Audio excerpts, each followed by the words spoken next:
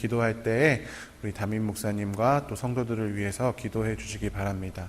특별히 이제 일정이 진행되면서 또 우리 일행들 가운데에는 나이가 이제 많으신 분들도 계셔요. 그래서 체력이나 건강이 상하지 않도록 특별히 중보로 기도해 주셔서 그들을 하나님께서 우리 기도를 통해서 그들에게 새 힘 주시도록 오늘 이따 끝나고 기도하실 때 또 간절히 기도하여 주시면 감사하겠습니다. 오늘은 시편 73편의 말씀을 같이 나누고자 합니다. 함께 22절, 23절 그리고 28절을 봉독하겠습니다. 같이 읽겠습니다. 내가 이같이 우매무지함으로 주 앞에 짐승이오나 내가 항상 주와 함께하니 주께서 내 오른손을 붙드셨나이다. 하나님께 가까이함이 내게 복이라. 내가 주 여호와를 나의 피난처로 삼아 주의 모든 행적을 전파하리이다. 아멘. 오늘은 진짜 복은 무엇인가 라고 하는 제목으로 하나님의 말씀 시편 73편의 말씀을 나누고자 합니다. 계속해서 부교역자들이 함께 시편 강해를 하고 있습니다. 저는 특별히 시편을 권별로 5권으로 나뉘어져 있다고 말씀을 드렸는데 각 권의 가장 앞에 편들을 하나씩 정해서 하고 있는데요. 1권에 1편, 2편 그리고 2권의 맨 앞에 42편, 43편을 제가 했을 때는 해드렸고 오늘은 제 3권의 맨 앞편인 73편에 대해서 같이 나눠보도록 하겠습니다. 시편 제 3권은 총 4부분으로 되어져 있습니다. 아삽의 시가 11편이 들어있고요. 그 다음에 우리 시편 42, 43편도 고라 자손의 시였는데 고라 자손이라고 하는 그 사람들의 시가 4개가 들어있습니다. 그리고 다윗의 시 하나, 에단의 시 하나 이렇게 구성이 되어져 있습니다. 그러니까 시편 전체를 보면 이 시편 제3권 전체를 보면 아삽의 시가 굉장히 많은 분량을 차지하는 것을 볼 수가 있습니다. 오늘 이 시편 73편 역시도 바로 아삽의 시입니다. 아삽은 누구인가? 역대하 6장 31절에 보면 언약궤가 평안을 얻었을 때에 다윗이 여호와의 성전에서 찬송하는 직분을 맡긴 자들은 아래와 같았더라 기록이 되어 있습니다. 언약궤가 평안을 얻었을 때라는 건 언제를 의미하냐면 이 언약궤가 블레셋과의 전투에서 언약궤를 빼앗겨서 블레셋의 여러 도시들을 돌아다니다가 다윗이 다시 그 언약궤를 찾아왔습니다. 그래서 그 언약궤를 다시 원래 있던 장소로 가져다 놓고 그때 다윗이 앞으로 지어질 성전의 제도와 또 제사 제도에 대해서 다시 제정을 하는 장면이 6장에 나오는데 거기에서 성전에서 찬송하는 직분을 맡긴 자, 악사라고도 하고 또는 성가대 지휘자라고도 합니다. 그 3명에게 역할을 맡겼습니다. 그래서 가운데 헤만이라고 하는 사람이 있는데요. 이 사람은 고라 자손입니다. 그래서 이 헤만이라고 하는 사람이 고라의 자손 중에 한 명인데 이 사람과 그 대를 이어서 또 고라 자손들이 성가대를 맡았고요. 오른쪽에 아삽이라고 하는 사람이 성가대의 지휘를 했습니다. 그리고 왼쪽에 에단, 앞에 보면 시편 3권에 89편의 에단의 시라고 되어 있잖아요. 이 사람이 바로 이 사람입니다. 그래서 아삽과 에단 그리고 헤만, 시편에는 헤만의 시도 있어요. 그래서 이 사람들이 성가대 지휘자들이었다. 그냥 이렇게 생각하시면 되겠습니다. 아이고 죄송합니다. 네, 아삽의 시는 3가지 특징을 가지고 있습니다. 첫 번째는 엘로힘 시편이라고 하는 건데요. 무슨 말이냐면 제가 2권 할 때 42편 할 때 말씀을 드렸지만 성경에 하나님을 나타내는 여러 단어들이 있습니다. 히브리어 원어로. 그런데 아삽의 시는 거의 대부분 여호와라든지 다른 표현을 사용하지 않고 엘로힘이라고 하는 표현을 사용합니다. 엘로힘은 이 히브리어로 복수 형태를 가지고 있어요. 신들, 하나님들 이라는 뜻을 가지고 있어서 이게 무슨 뜻인가 굉장히 사람들이 많이 고민을 하고 연구를 하고 하는데요. 2가지 설이 있습니다. 첫 번째는 삼위 하나님을 가리키는 것이다. 그러니까 삼위니까 이제 복수가 되겠죠. 아니면 신의 굉장한 영광을 나타내는 것이다. 이거를 이제 장엄복수라는 표현을 하는데요. 아무튼 어쨌든 하나님을 가리키는 용어로 여호와라든지 이스라엘의 어떤 전통적인 용어를 사용하기보다 엘로힘이라고 하는 단어를 사용하여서 좀 더 하나님을 좀 더 권위 있는 사람으로, 권위 있는 분으로 표현했다라고 그냥 이해를 하시면 좋겠습니다. 그리고 아삽의 시는 공통적으로 악인들에 대한 하나님의 심판이 기록되어져 있습니다. 그래서 아삽의 시를 읽으면 악인들은 결국엔 망하는구나 라고 하는 그 교훈을 얻을 수가 있습니다. 세 번째로 이 아삽의 시의 특징이 있는데, 그 아삽의 시에서 북이스라엘 왕국을 요셉이라고 하는 표현으로 표현을 합니다. 요셉은 여러분 그 야곱의 아들이죠. 야곱의 아들 중에 한 명, 우리가 잘 알고 있는 바로 그 인물입니다. 그런데 북이스라엘 왕국을 요셉이라고 표현합니다. 왜냐하면 북이스라엘 왕국의 가장 중심된 지파가 에브라임 지파인데, 이 에브라임 지파, 그 에브라임이 바로 이 요셉의 아들이기 때문입니다. 그래서 성경에 보면 특별히 예언서라든지 시편에 보다 보면 이게 사람 이름이 아닌 것 같은데 에브라임이나 요셉 이렇게 기록되어져 있는 경우가 있는데, 그거 다 그냥 북이스라엘 왕국을 가리키는 표현이라고 보시면 됩니다. 그런데 아삽이라고 하는 인물은 다윗 왕 시대의 인물인데, 북왕국은 다윗의 손자 때에 나뉘어졌잖아요. 그러니까 이게 시대가 안 맞는 거죠. 아삽의 시에 북왕국이 나오니까.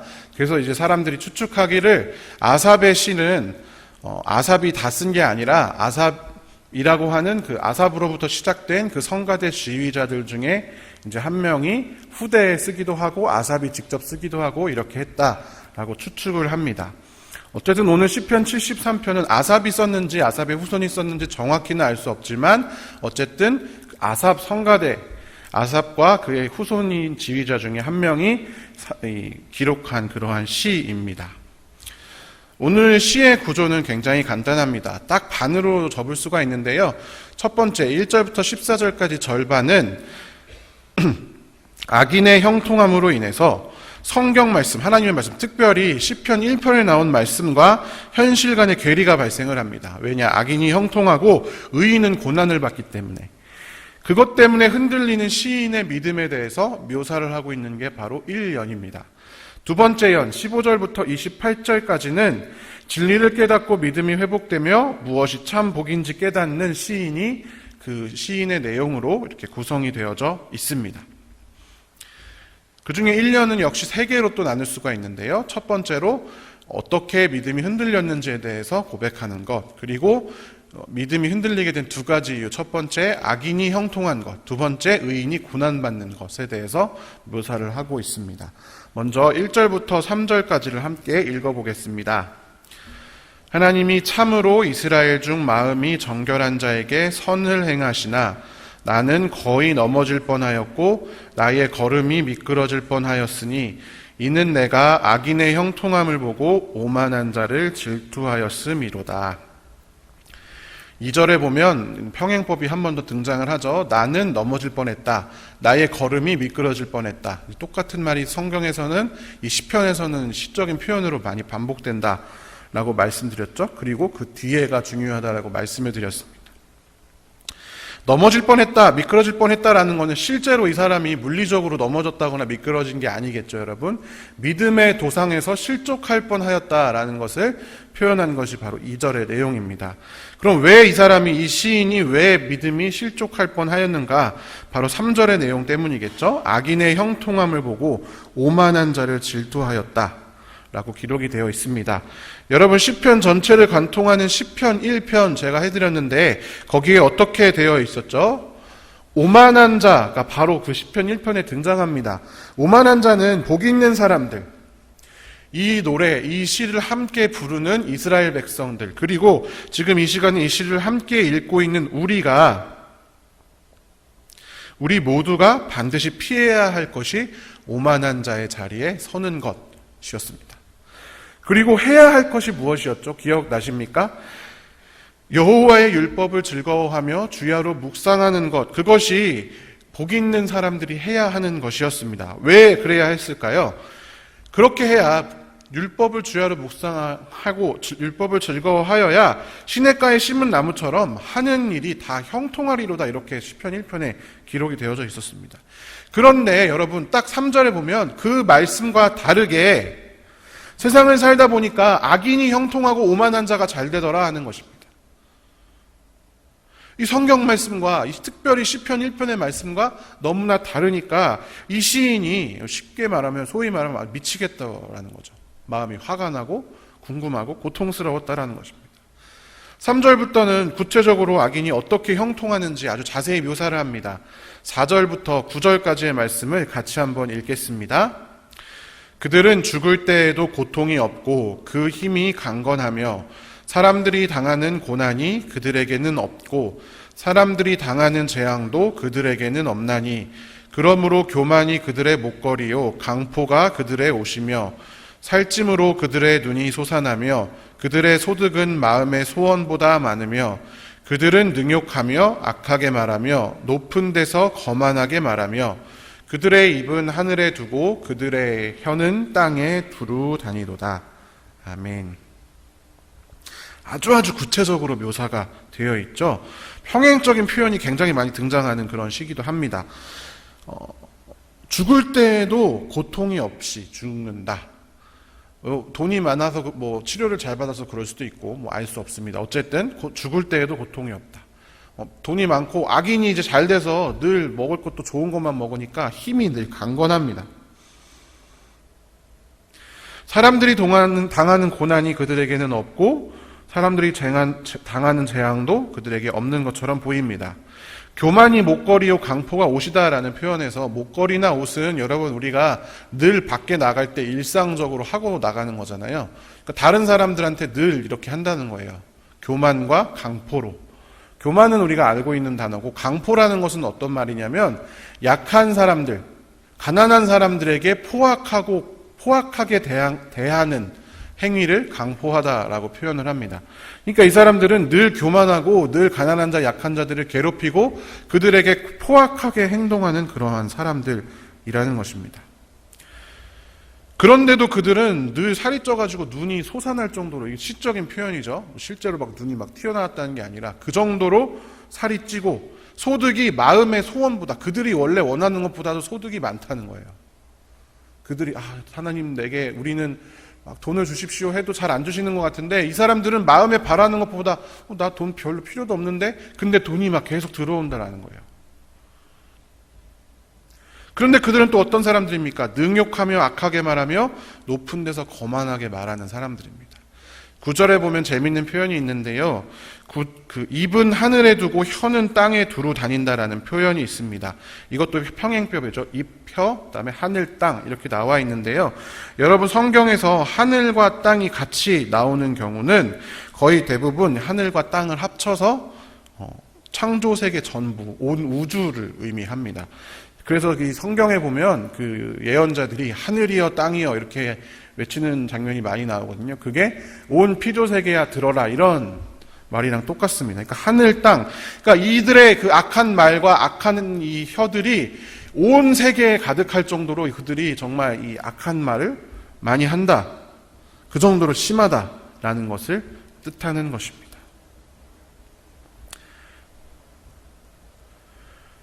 거기에 그치지 않습니다. 10절부터 12절까지 같이 한번 읽어보겠습니다. 그러므로 그의 백성이 이리로 돌아와서 잔에 가득한 물을 다 마시며 말하기를 하나님이 어찌 알랴 지존자에게 지식이 있으랴 하는도다. 볼지어다 이들은 악인들이라도 항상 평안하고 재물은 더욱 불어나도다. 악인의 형통을 보면서 하나님의 백성들이 어떻게 되냐면 그의 백성이 되어가는 것입니다. 그들이 이렇게 말합니다. 하나님이 뭘 알겠니? 그 지존자가 지식이 있니? 그분의 말은 현실과는 다르다. 그분의 말은 그냥 성경에 기록되어 있는 말일 뿐이지 현실과는 다른 거야. 봐. 세상을 봐봐. 악인들이지만 늘 평안하고 재물이 늘 늘어나잖아. 하나님 말씀대로 사는 건 그 하나님 몰라서 하는 얘기야. 이 세상 돌아가는 건 몰라서 하는 거야. 세상의 지혜는 그게 아니야. 이렇게 사람들이 와서 이야기를 한다는 것입니다. 악인들이 항상 평안하고 재물이 불어나. 항상 평안하다는 얘기는 평안함이 지속된다라는 걸 의미해요. 그냥 순간 좋아 보인다가 아니라 저게 없어지지 않을 것 같은 거죠. 저들의 저 평안과 저 부함이 없어지지 않을 것 같은 겁니다. 이 악인이 형통하는 이러한 모습만으로도 화가 나고 의문이 생기고 분노가 되는데 거기서 그치지가 않습니다. 13절 14절 같이 읽어보겠습니다. 내가 내 마음을 깨끗하게 하며 내 손을 씻어 무죄하다 한 것이 실로 헛되도다. 나는 종일 재난을 당하며 아침마다 징벌을 받았도다. 거기서 끝이 아니라 이 시인이 의인이었습니다. 매일 마음을 깨끗하게 하고 죄에서 회개하는 사람이었는데 그 의인은 종일토록 재난을 당한다. 아침마다 징벌을 받는다. 고통과 고난 가운데 있다라는 것입니다. 악인은 형통하고 의인은 고난에 처하는 이러한 모습을 보면서 어떻게 고통스럽고 괴롭지 않을 수가 있겠습니까? 이것이 바로 시인이 거의 실족할 뻔했다라고 말할 수밖에 없었던 이유였습니다. 악인들은 형통하고 의인들은 고난을 당하는데도 어떻게 하나님께서는 죄인의 길에 서지 말고 악인의 꾀를 따르지 않고 오만한 자의 자리에 앉지 않고 그렇게 하면 우리는 형통하고 악인은 망할 것이다 라고 말할 수 있냐는 것입니다.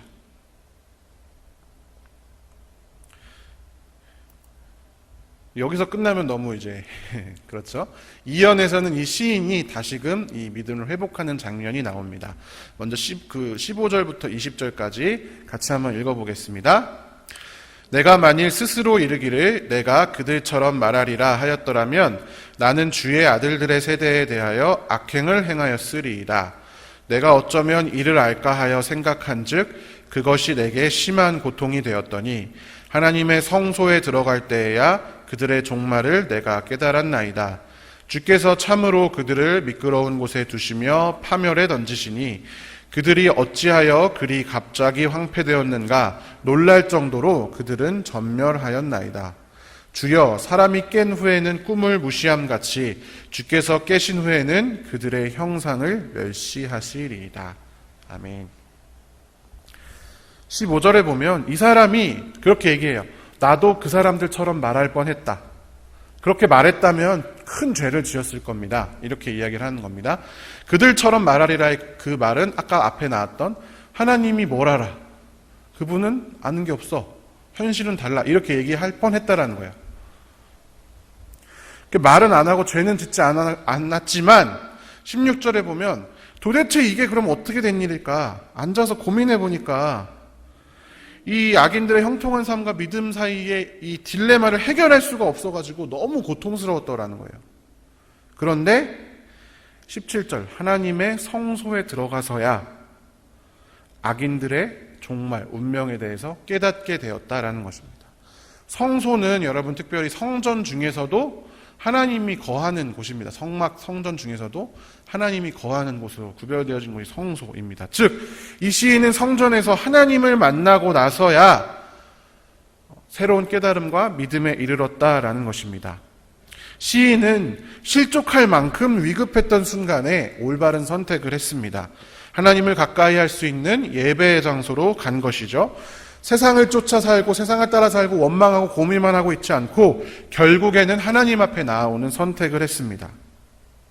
성전은 온 세상을 다스리시는 하나님을 예배하고 그 하나님을 만나는 장소입니다. 이 시인은 현상에 대한 고민과 관찰만으로는 해결할 수 없었던, 이해할 수 없었던 이 문제를 가지고 하나님께 나아왔을 때 하나님을 만나고 그분의 교훈을 배우고 나서 이 일들에 대해서 깨닫게 되었던 것입니다. 무엇을 깨달았습니까? 18절부터 20절까지 이 말씀을 깨달은 거예요. 4절과 12절에 묘사된 악인들의 모습은 그들의 성공과 그들의 부와 그들의 명예와 권력이 영원할 것처럼 보이지만 18절부터 20절까지 내용을 보면 그들의 그러한 것들은 참으로 없어질 것이다 라고 기록을 하고 있다라는 것입니다.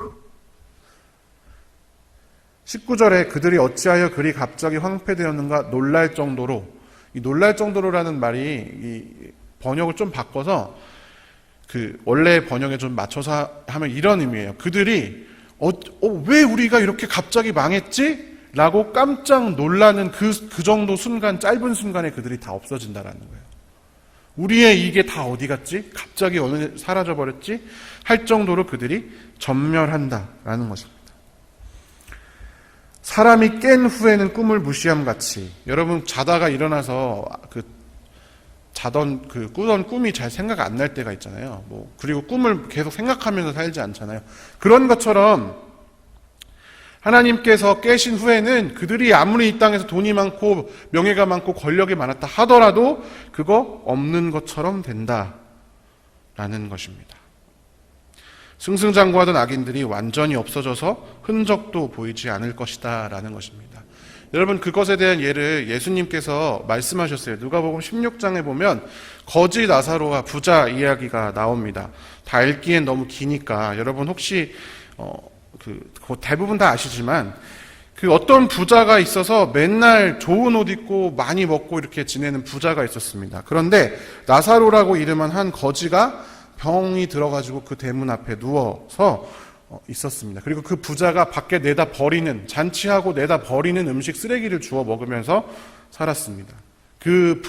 동네를 돌아다니던 개들이 와서 그 나사로의 상처를 핥을 정도로 그러한 거지인데 문 앞에 있는데도 돌보지 않았습니다. 거지가 죽었죠. 그래서 이제 천국에 갔습니다. 그리고 부자도 곧 죽어서 장사가 되었습니다. 근데 이 부자는 지옥에 간 거예요. 그래서 이 부자가 지옥에서 목이 말라가지고 고통당하고 있는데 눈을 딱 보니까 저기 위에 아브라함하고 나사로가 같이 있는 거예요. 아브라함 품에. 그래서 아브라함을 부릅니다. 하나님, 아브라함님, 저 나사로 내가 아는 사람인데요. 저 손가락 끝에라도 물을 좀 찍어가지고 나한테 물 한 방울만 좀 주십시오. 너무 힘들어 죽겠습니다. 이러니까 아브라함이 너와 우리 사이에는 건널 수 없는 강이 있다. 우리가 너를 어떻게 할 수가 없다. 그러니까 이 부자가 말합니다. 그러면 아브라함님, 나사로를 다시 보내서 우리 집에 보내서 우리 형제들이라도 좀 여기 오지 않게 해주세요. 그러니까 아브라함이 얘기합니다. 모세랑 선지자들 있잖아. 그 사람들한테 들으면 되지. 그러니까 이 나사로가 그게 아니라 죽은 사람이 살아나서 다시 말하면 들을 거예요 라고 하니까 아브라함이 모세랑 선지자 말도 안 들으면 나사로 같이 거지가 죽었다 살아나도 말 듣겠니? 하고 그 얘기가 끝나는 거예요. 그러니까 세상에서 아무리 부자고 돈이 많고 권력이 많은 악인이라 할지라도 하나님의 심판 앞에서는 그 모든 것이 그들을 지켜주지 못한다라는 것입니다.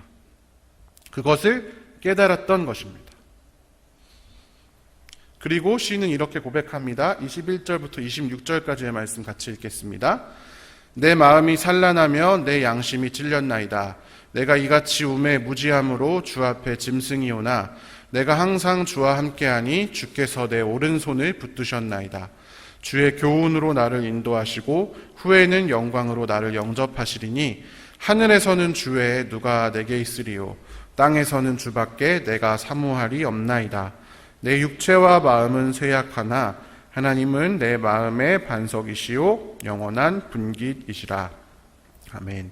시인은 비로소 흔들렸던 것에 대해서 회개를 합니다. 그리고 자신을 우매하고 무지한 짐승 같은 사람이었다라고 고백하면서 하나님께서 나를 돌보시고 나를 붙드셨다라고 고백을 하는 것입니다. 25절에 보면 아까 말씀드렸던 하늘, 땅이 한 번 더 나오죠. 하늘에는 주 외에 누가 내게 있으리요 땅에서는 주밖에 내가 사모할이 없다. 온 우주, 온 피조세계, 하나님이 만드신 그 어떤 것, 그 세상의 모든 것 안에 다 우리 주밖에 없다. 우리가 의지할 때는 세상에 주님 말고 하늘에도 없고 땅에도 없다라는 그러한 고백이 되겠습니다. 그리고 이 사람은 이제 고백을 하는 거죠. 하나님이 내 마음의 반석이시요 영원한 분깃이시라. 분깃이라고 하는 것은 여러분 땅을 나누어 가졌을 때 자기 몫을 이야기하는 거예요. 하나님이 내 삶의 영원한 기업이다. 내 삶의 터전이다. 내 기반이다라고 하는 그러한 고백이 26절에 있습니다. 여러분, 우리도 마찬가지입니다. 악인의 형통과 고난, 고통을 바라보면서 여러분 마음이 어려울 때가 한두 번이 아닙니다. 특별히 사업하는데 사업이 잘 안 돼서 경제적으로는 어려움이 있을 때 그런 마음이 많이 들죠. 악인의 꾀, 죄인의 길, 오만한 자의 자리, 돈을 좀 얻기 위해서 그러한 것들을 행하고 싶은 욕구가 들 때가 한두 번이 아닙니다. 고통과 눈물 들이면서 하나님 왜 나는 이렇게 버려두시고 저 사람은 저러 악한 사람은 믿지 않는 저 사람은 저렇게 잘 되는데 왜 나는 이렇습니까? 하나님께 원망 드린 적이 한두 번이 아닙니다. 저도 그랬습니다. 제가 너무 그 신대원 입시 준비하던 때 너무 이제 돈이 없었어요. 근데 제 친구들은 다 이제 좋은 대학교 나왔으니까 엄청 이제 그 좋은 직장에서 돈을 잘 벌고 이렇게 지내니까. 근데 제 친구들 중에도 믿지 않는 사람들도 있고 그렇거든요. 근데 제가 그때 딱 주머니에 전 재산 5천 원이 딱 있었는데 5천 원 가지고 이제 공과금을 내야 되는데 돈 낼 데가 없으니까 로또를 딱 한 장 샀어요. 그래서 로또 사고 하나님께 기도했어요. 하나님, 내가 하나님 일 하겠다고 지금 공부하고 있는데 하던 거 다 때려치고 하고 있는데 좀 도와주셔야죠, 하나님. 나 힘들어 죽겠습니다. 쟤네들은 믿지도 않고 그렇게 해가지고 돈 저렇게 많이 버는데 늘 그게 유혹이었거든요, 저한테. 힘들고. 근데 그 로또 어떻게 됐는지 아세요? 5천 원짜리 당첨됐어요. 그래서 그 5천 원이 다시 주머니에 들어왔어요. 그거 5천 원짜리 당첨된 거 보고 제가 하나님 이게 다시 돌려줬구나. 야, 쓸데없는 생각하지 말고 열심히 공부해. 아, 그랬구나. 이렇게 생각한 적이 있습니다. 아무튼 그렇게 힘들 때가 많습니다. 절망과 고통 가운데서 부르짖을 때가 많습니다. 그런데 하나님께서는 이렇게 말씀하시는 것입니다. 저한테 5천 원 돌려주시면서 이렇게 말씀하셨어요. 야, 딴 생각하지 말고 나한테 나와. 나에게 가까이 하는 것이 진짜 복이야. 이렇게 말씀하시는 것입니다. 여러분, 고통 가운데 있을수록 그것을 붙잡고 그것만 붙들고 고민하기보다는 하나님께로 나아오십시오. 목적을 갖고 내가 이걸 어떻게든 해결해야지 하는 그 마음으로 나오기보다는 그저 하나님 만나고 하나님 사랑을 경험하러 나오십시오. 그럴 때 하나님께서 우리의 그 멍에를 대신 지시는 것입니다. 우리에게 새로운 깨달음과 은혜, 그 시선에서 벗어나서 하나님의 시선을 우리에게 허락하실 것입니다. 우리가 생각하는 것과 우리가 늘 고민했던 것과는 조금은 다를 수도 있지만 하나님이 주시는 새로운 길이 열리고 보이게 될 것입니다. 마지막으로 시인은 이렇게 이야기합니다. 27절, 28절 말씀 같이 읽겠습니다. 무릇 주를 멀리하는 자는 망하리니 음녀같이 주를 떠난 자를 주께서 다 멸하셨나이다. 하나님께 가까이 함이 내게 복이라.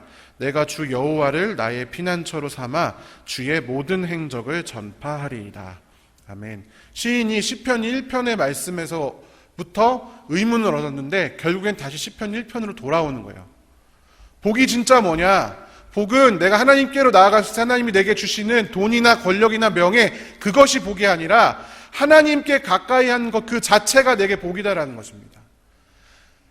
악인의 꾀에 따르지 않고 죄인의 길에 서지 않고 오만한 자의 자리에 앉지 않고 그의 율법을 즐거워하는 것 그 자체가 복이었다. 그 자체가 복이 있는 사람이었다라는 것처럼 우리 인생의 복은 다른 게 아니라 하나님께 가까이 하는 것이다라는 것입니다.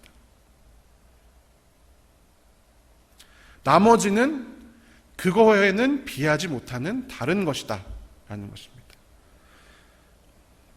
오늘도 이 자리에 나와서 하나님 만나기로 사모하시는 귀한 우리 성도 여러분, 하나님과 가까이 하는 귀한 복이 오늘도 함께 하시기를 간절히 축원합니다. 그리고 여러분, 특별히 이 자리에 나오신 분들 중에서 재산이든 또는 병이든 여러 가지 문제로 고통과 고난받고 있는 분들, 악인은 저렇게 잘 되는데 나는 왜 이렇게 초라하지? 고난받고 고통받고 계신 분들 계시다면 여러분들 솔직하게 정직하게 하나님 앞에 나아가시고 이거를 나에게 해결해 주십시오 기도하는 것도 좋지만 오늘만은 하나님 만나고 싶습니다. 하나님 나에게 알려주십시오. 하나님의 음성 들려주십시오. 하나님과 가까이 하는 것이 진짜 복인 줄 내가 믿고 알기 원합니다. 이렇게 기도하는 귀한 하루 되시기를 주님의 이름으로 축원합니다. 함께 기도하겠습니다. 사랑의 하나님 감사합니다. 오늘도 우리 인생은 쉽지 않고 힘들지만 그래도 우리가 포기하지 않고 하나님 원망하지 않고 이 자리에 나와 하나님을 만나고 하나님께 가까이 하는 귀한 기회를 우리에게 허락하여 주시니 감사합니다. 오늘 이 시간에도 하나님께 가까이 함이 우리의 복인 줄 알고 하나님 앞에 나아왔사오니 우리에게 하나님 만나는 귀한 복을 충만하게 허락하여 주시옵소서. 오늘 하루 또한 우리가 만나는 사람들에게 하나님과 가까이 하는 복들을 선물하는 우리가 될 수 있도록 주님 인도하여 주시옵소서. 특별히 우리 가운데 사업이 어려워서 또는 육신이 연약하여서 가족의 문제 때문에 고통과 고난 가운데 있는 귀한 영혼들이 있습니다. 주님, 우리가 실족하지 않도록 주님 인도하여 주시고 하나님과 가까이 나아갈 때에 우리의 이 무거운 멍에들 주님께서 대신 지시고 우리의 마음이 시원하게 되는 귀한 은혜를 허락하여 주시옵소서. 오늘도 이 복을 전하기 위해서 멀리 해외에서 선교하고 있는 우리 담임 목사님과 여러 성도들 주님 기억하여 주셔서 그들을 통해 많은 사람들이 복을 받고 그들도 그곳에서 행복할 수 있도록 인도하여 주시옵소서. 감사드리며 살아계신 예수님의 이름으로 기도합니다. 아멘.